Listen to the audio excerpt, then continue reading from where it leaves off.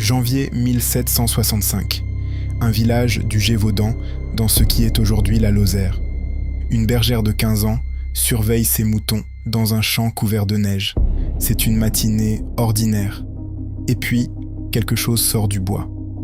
Les témoins décrivent une créature qui ressemble à un loup, mais pas tout à fait. Trop grande, trop rapide, avec une façon de tuer qui n'est pas celle d'un prédateur ordinaire. Elle ne dévore pas ses proies, elle les décapite. Elle vise toujours la tête, toujours la gorge. Cette bergère, elle, survit. Elle a eu de la chance. 100 autres personnes n'en auront pas. 100 morts en 3 ans, dans une seule région de France. Le roi Louis XV est alerté. Il envoie ses meilleurs chasseurs royaux. Puis, des soldats. Des milliers d'hommes organisent des battues qui durent des semaines. La bête du Gévaudan continue de tuer. Et ce qui rend cette histoire vraiment troublante, ce n'est pas juste le nombre de morts. C'est la question qui n'a jamais reçu de réponse définitive. Qu'est-ce que c'était exactement ? Aujourd'hui encore, historiens, zoologues et cryptozoologues ne s'accordent pas. Il y a des théories, des arguments, des contre-arguments et une incertitude qui persiste depuis 260 ans. On va les explorer ensemble, toutes. Et à la fin, vous déciderez ce que vous croyez. Pour comprendre cette affaire, il faut se mettre dans la tête d'un paysan du Gévaudan en 1764. Le Gévaudan, c'est une région rude, de hauts plateaux, des forêts épaisses, des hivers longs. Les villages sont petits et isolés.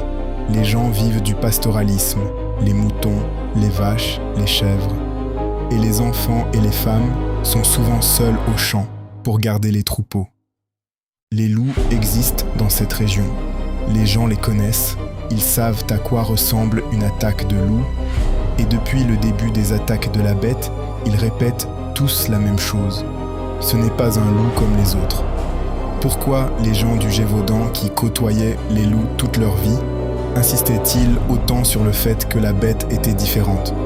Parce qu'un loup, ça tue pour manger, ça attaque les troupeaux, ça fuit devant les hommes armés.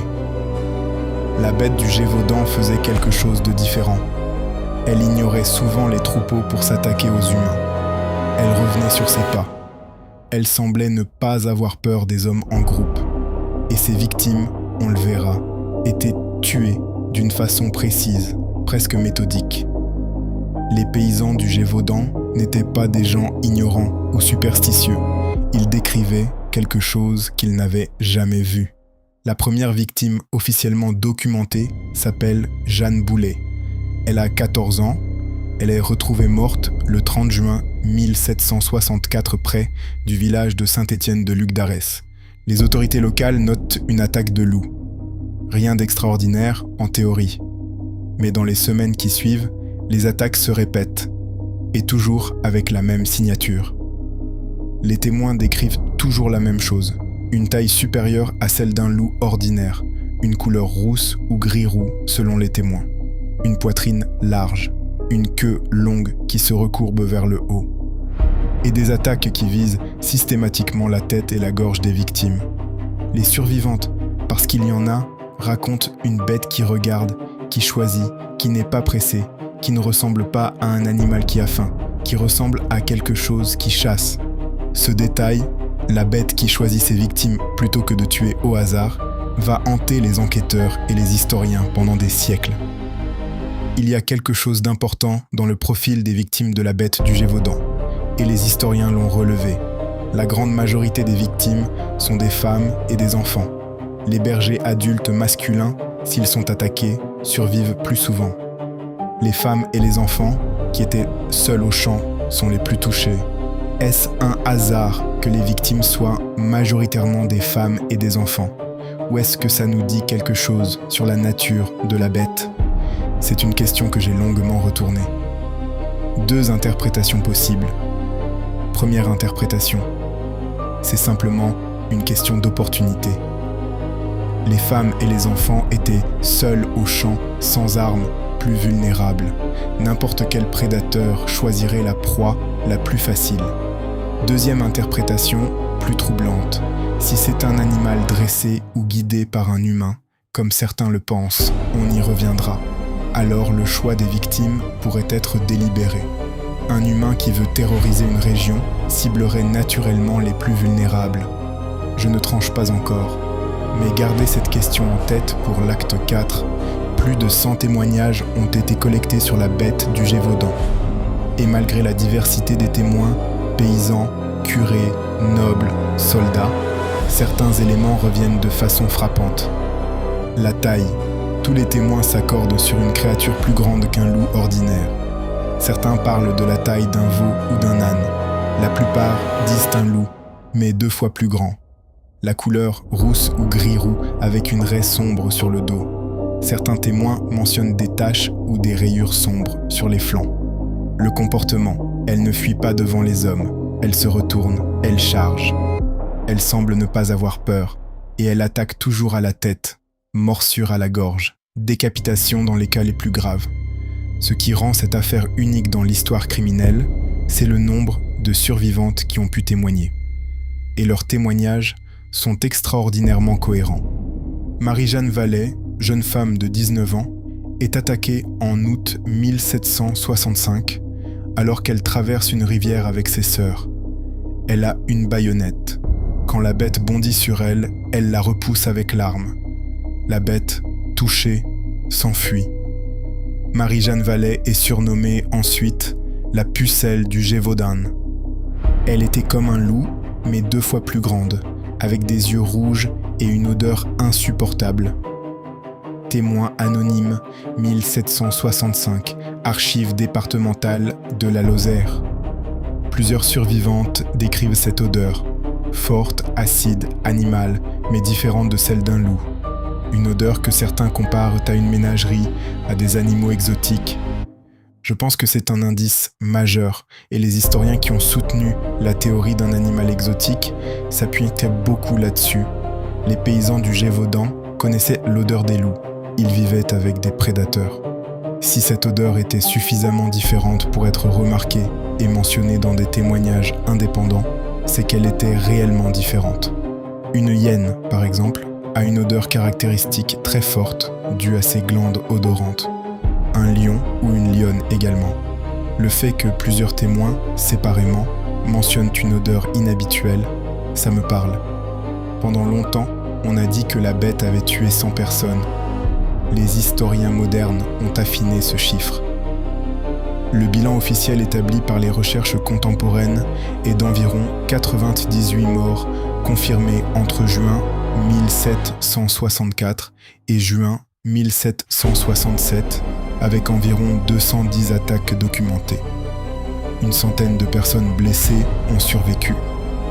Pour donner une échelle, dans une région qui comptait quelques dizaines de milliers d'habitants, perdre 100 personnes en 3 ans représentait une catastrophe absolue.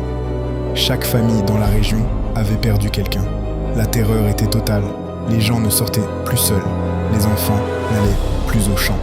L'économie locale s'effondrait et les autorités ne savaient pas quoi faire. La nouvelle de la bête du Gévaudan remonte jusqu'à Versailles. Louis XV est alerté et le roi décide d'agir. Il envoie d'abord ses lieutenants de louveterie, les chasseurs royaux chargés d'éliminer les loups, des professionnels, des hommes qui ont leur vie durant chasser les prédateurs du royaume. Ils organisent des battues massives. Des centaines de villageois armés fouillent les forêts. Ils tuent des dizaines de loups, mais pas la bête. Ensuite, Louis XV envoie Antoine de Beauterne, son lieutenant de chasse personnel, un homme de prestige habitué aux chasses royales. Beauterne arrive dans le Gévaudan avec des chiens, des armes, des hommes. Il organise des battues à grande échelle. En septembre 1765, Beauterne abat un grand loup, un énorme spécimen plus grand que la normale. Il est convaincu d'avoir tué la bête. Le corps est envoyé à Versailles. Il est exposé à la cour. Louis XV félicite son chasseur. On annonce la fin de la terreur. 2 semaines plus tard, les attaques reprennent dans le Gévaudan. Beauterne est rappelé en disgrâce. Les attaques continuent et à Versailles, on ne sait plus quoi faire. C'est une question d'orgueil et de politique autant que de science. Beauterne avait été envoyé par le roi pour résoudre le problème. Il avait besoin d'une victoire. Quand il a abattu ce grand loup, il a vu ce qu'il voulait voir. Et à Versailles, personne n'avait envie de lui dire qu'il avait tort. Ce mécanisme vouloir clore un dossier qui fait honte, accepter une solution imparfaite pour sauver la face, est universel. On le voit dans les affaires criminelles modernes aussi. La pression de résoudre à tout prix peut mener à classer trop vite. En juin 1767, après presque 3 ans d'attaque, un homme ordinaire accomplit ce que les soldats du roi n'avaient pas réussi. Il s'appelle Jean Chastel, paysan du Gévaudan. Un homme taiseux que ses contemporains décrivent comme étrange, solitaire. Un homme qui connaît parfaitement les forêts de la région. Le 19 juin 1767, lors d'une grande battue organisée localement, Jean Chastel tire sur une créature. Elle tombe. Et cette fois, les attaques s'arrêtent. Le corps de la bête abattue par Chastel est décrit par ceux qui l'ont vu comme une créature étrange, rousse, volumineuse, avec des dents inhabituelles. Mais le corps est gardé trop longtemps avant d'être présenté aux autorités. Il arrive décomposé à Versailles et n'est pas vraiment examiné. Voilà quelque chose que les historiens débattent encore. Jean Chastel est resté dans le folklore comme le héros qui a tué la bête. Mais certains chercheurs ont soulevé une question troublante. Et si Chastel, ou quelqu'un de sa famille, avait un rapport plus étroit avec la bête ? L'historien Abel Chevalet et plus récemment Pierre Pourchet ont suggéré que les Chastel auraient pu élever ou détenir un animal exotique, une hyène, un hybride, qui aurait ensuite été utilisé ou mal contrôlé. Si c'est le cas, la scène finale où Chastel tue la bête prend un sens différent. Ce n'est pas le chasseur qui abat le monstre, c'est peut-être le dresseur qui met fin à son œuvre. Voici ce que je veux faire maintenant. Je vais vous présenter les 5 théories principales qui existent sur la bête du Gévaudan. Pour chacune, je vous donne les arguments pour et les arguments contre. Et ensuite, on verra laquelle tient le mieux. Théorie 1. Un grand loup ou une meute de loups. C'est l'explication la plus simple. Des loups exceptionnellement grands, enhardis par la guerre de 7 ans, qui avait laissé de nombreux cadavres dans les campagnes. Certains loups peuvent atteindre des tailles inhabituelles. Et les loups attaquent bien les humains quand ils sont affamés ou malades. Les témoins connaissaient les loups. Ils insistent tous sur le fait que la bête était différente. La façon de tuer, toujours à la tête, jamais à la façon d'un loup ordinaire, ne correspond pas au comportement de loup. Et le nombre de victimes sur 3 ans dépasse très largement ce qu'une meute de loups peut faire. Théorie 2. Une hyène tachetée importée d'Afrique. L'historien Jay Smith a fortement soutenu cette théorie. La hyène tachetée correspond à plusieurs descriptions: taille, couleur rousse, raie sombre sur le dos, odeur forte caractéristique. Les hyènes étaient parfois importées en France pour des ménageries royales ou privées. Et une hyène échappée ou relâchée dans le Gévaudan expliquerait tout. Aucun document d'époque ne mentionne une hyène disparue d'une ménagerie dans la région. La hyène est un charognard plus qu'un chasseur de proies vivantes. Et les descriptions d'une longue queue qui se recourbe vers le haut ne correspondent pas à l'anatomie de la hyène. Théorie 3, un hybride loup-chien ou lion-hyène. Certains zoologues ont proposé qu'un croisement inhabituel, loup et grand chien de berger, ou animal exotique avec une espèce locale, pourrait expliquer la taille et le comportement atypique. Des croisements entre loup et grand chien sont documentés. Un hybride de ce type est extrêmement difficile à élever et à contrôler, et les descriptions de la bête sont trop consistantes pour pointer vers plusieurs individus différents, à moins d'envisager une succession de bêtes, ce qui est aussi une théorie. Théorie 4. Un humain dressant un animal comme arme. La théorie la plus sombre et peut-être la plus fascinante. Plusieurs indices pointent vers l'implication humaine, le ciblage des victimes, le comportement de l'animal trop précis pour un prédateur seul, et surtout le lien avec les Chastel. Jean Chastel est le seul à avoir finalement résolu le problème, et il était lui-même considéré comme suspect par certains de ses contemporains. Aucune preuve directe n'a jamais été trouvée. Les analyses génétiques récentes sur un animal naturalisé qui pourrait être la bête n'ont rien confirmé dans ce sens. Et dresser un animal pour tuer de façon aussi systématique relèverait d'une sophistication difficile à expliquer pour un paysan du XVIIIe siècle. Théorie 5. Plusieurs animaux successifs sur 3 ans. L'hypothèse la plus récente de certains historiens, la bête du Gévaudan, ne serait pas une créature unique, mais une série d'animaux loups malades, chiens errants et peut-être un animal exotique à un moment donné. Les discontinuités dans les attaques pourraient correspondre à des alternances entre différents prédateurs. Elle explique les incohérences dans les descriptions d'un témoin à l'autre. En revanche, elle ne rend pas compte de la cohérence de la signature de meurtre, toujours à la tête, toujours la gorge qui suggère quelque chose de plus unitaire. Ma position, et c'est la mienne, pas celle de l'histoire officielle, est que la théorie la plus crédible combine des éléments de la théorie 2 et de la théorie 4. Un animal exotique, probablement une hyène ou un hybride inhabituel, élevé ou contrôlé au moins partiellement par une famille locale.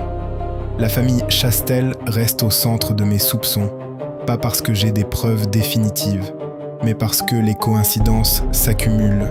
Et en matière de crime, les coïncidences qui s'accumulent méritent une attention particulière. Et vous, quelle théorie vous convainc le plus ? Laissez votre réponse en commentaire, je lirai tout. L'affaire de la bête du Gévaudan est intéressante à 2 niveaux. Il y a d'abord les faits historiques, les attaques, les victimes, les chasseurs, les théories. Et puis il y a quelque chose d'autre. La façon dont cette histoire a survécu 260 ans. Comment elle a traversé les générations, s'est transformée, s'est chargée de folklore. Dans le Gévaudan aujourd'hui, la Lozère-la-Bête est partout. Il y a un musée, des circuits touristiques, des reconstitutions, des statues. La région a fait de cet épisode terrifiant une partie de son identité. Comment une histoire de 100 morts peut-elle devenir un élément touristique et presque festif 2 siècles plus tard ? Je trouve cette question fascinante et la réponse, je pense, dit quelque chose d'essentiel sur le rapport humain à la peur. Quand la menace est lointaine dans le temps, elle perd son danger réel et garde uniquement son pouvoir narratif. La bête du Gévaudan est devenue une histoire parce qu'elle répond à quelque chose de profond en nous. L'être inconnu qui rôde dans les bois, le monstre qu'on ne peut pas identifier, la menace qu'on ne comprend pas. Ce sont les peurs les plus anciennes de l'humanité. Et elles fascinent précisément parce qu'elles font encore peur, mais à une distance confortable. En 2024, un thread Reddit consacré à la bête du Gévaudan a attiré plus de 2000 commentaires en une semaine. C'est un des sujets historiques les plus discutés sur ce forum. Les internautes apportent des analyses de cartes d'époque, des comparaisons de témoignages, des recherches zoologiques. Certains ont même fait des analyses génétiques sur du matériel d'époque disponible dans des musées. Et la conclusion de la majorité de ces threads après des heures de recherche collective, c'est la même que celle des historiens professionnels. On ne sait pas avec certitude. Ce mystère a résisté à 2 siècles de curiosité humaine. Il a résisté aux techniques modernes. Il a résisté aux archives, aux analyses d'os, aux comparaisons zoologiques. Et peut-être que c'est ça, le vrai héritage de la bête du Gévaudan. Pas les morts, même si elles comptent, et elles méritent d'être nommées. Mais la démonstration qu'il existe des événements réels, documentés, vécus par des centaines de personnes, et qui restent partiellement inexpliqués. Dans un monde où on peut tout vérifier, tout googler, tout photographier, la bête du Gévaudan nous rappelle qu'il y a des zones d'ombre que la lumière n'atteint pas toujours. Ce qu'on retient, les victimes de la bête du Gévaudan s'appelaient Jeanne, Marie, Anne, Catherine. Des femmes, des enfants, des bergers qui sortaient le matin pour une journée ordinaire. Elles n'ont pas eu la chance que l'histoire les retienne individuellement. Elles sont entrées dans l'histoire collective comme victimes d'une créature que personne n'a jamais vraiment identifiée. Ce qu'on leur doit à toutes, c'est au moins de ne pas réduire cette histoire à un mythe folklorique. Derrière la légende, il y a eu de vraies personnes, de vraies peurs, de vraies disparitions. La bête du Gévaudan était réelle. Ce qu'il était aussi, c'est l'absence de réponse. Et ça, 260 ans après, n'a pas changé. La bête du Gévaudan est l'un des mystères les plus anciens et les plus documentés de l'histoire française. Un siècle avant que Jack l'Éventreur terrorise Londres, une créature inconnue terrorisait le Massif central. 100 morts, 3 ans, un roi mobilisé et une question sans réponse définitive. J'espère que cette plongée dans le XVIIIe siècle vous a plu. On reviendra sur des affaires plus récentes, mais de temps en temps, l'histoire ancienne a des mystères qui méritent qu'on s'y arrête. Abonnez-vous à la chaîne, chaque semaine, une affaire. Parfois ancienne, parfois récente, toujours vraie ou pas à vous de voir.